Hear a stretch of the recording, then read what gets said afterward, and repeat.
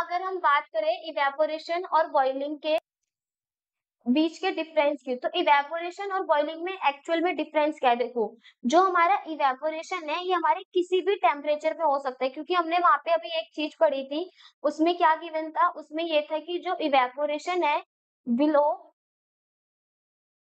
It's boiling point, मतलब boiling point से नीचे के टेम्परेचर पे हमारा कौन सा प्रोसेस हो रहा था, इवेपोरेशन।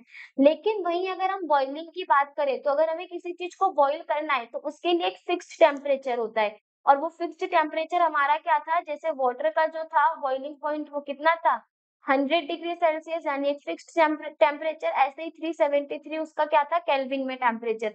मतलब बॉइलिंग के लिए हमें एक फिक्स्ड टेम्परेचर की रिक्वायरमेंट होती है, और इवेपोरेशन के लिए हमारा जो टेम्परेचर है वो बॉइलिंग पॉइंट से कैसा होना चाहिए, बिलो यानी कम। दूसरी चीज, जो हमारा इवेपोरेशन है वो एक स्लो और ग्रेजुअल प्रोसेस है, मतलब धीरे धीरे और एकदम नॉर्मली होता है, इसमें किसी भी तरीके का कोई वायलेंट प्रोसेस नहीं, कोई हार्मफुल इफेक्ट नहीं होता है इवेपोरेशन में। लेकिन बॉइलिंग वाला हमारा रैपिड होता है, तेजी से होने वाला प्रोसेस है बॉइल, क्योंकि जब हम देखते हैं दूध उबलता है तो बहुत तेजी से बॉइल करना स्टार्ट करता है। वायलेंट होता है, अगर हम गिर जाए हमारे हाथ पे तो उससे हमें बहुत सारे हार्मफुल इफेक्ट्स हो जाते हैं, हमारा हाथ जल जाता है, इचिंग होने लगती है, ये सारी प्रॉब्लम है। हाथ जलने के बाद इचिंग होती है, स्किन खराब हो जाती है, ये सब। तो इवेपोरेशन क्या होता है, इवेपोरेशन हमारा सरफेस फिनोमिना है, और जो हमारा बॉइलिंग है वो हमारा एक बल्क फिनोमिना, मतलब पूरे लिक्विड में होता है। देखो, इवेपोरेशन में हम यहाँ देख सकते हैं, तो जो इवेपोरेशन है उसमें ये यहाँ पे हमारे सरफेस से हो रहा है, सरफेस के पार्टिकल्स ऊपर की तरफ इवेपोरेट हो रहे हैं।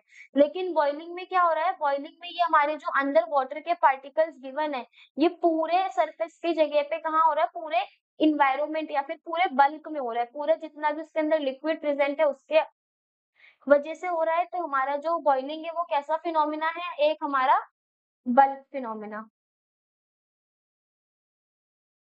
दूसरी चीज, इवेपोरेशन की वजह से क्या कॉज होती है, कूलिंग कॉज होती है। हमने पढ़ा जब हमारा इवेपोरेशन होता है तो हमें कैसा फील होता है, ठंडा ठंडा फील होता है। सेम वही चीज दे रखी है कि अगर हमारा इवेपोरेशन होगा तो कैसी फीलिंग आएगी, मतलब कैसी, हाँ, कैसा चीज कॉज होगा, कूलिंग इफेक्ट कॉज होगा। और बॉइलिंग में हमारा कोई भी कूलिंग इफेक्ट शो नहीं होता है, ठीक है। तो ये हमारे इवेपोरेशन और बॉइलिंग के बीच में डिफरेंस है, जो हमें याद रखना है, क्योंकि हमारे एग्जाम में ये भी पूछा जाता है। तो हमें बेसिक बेसिक क्या बताया गया है कि इवेपोरेशन में जो टेम्परेचर होता है वो बॉइलिंग पॉइंट से कम होता है, और बॉइलिंग में हमारा टेम्परेचर फिक्स्ड होता है। इवेपोरेशन हमारा स्लो प्रोसेस है, बॉइलिंग हमारा रैपिड प्रोसेस है, तेजी से होने वाला।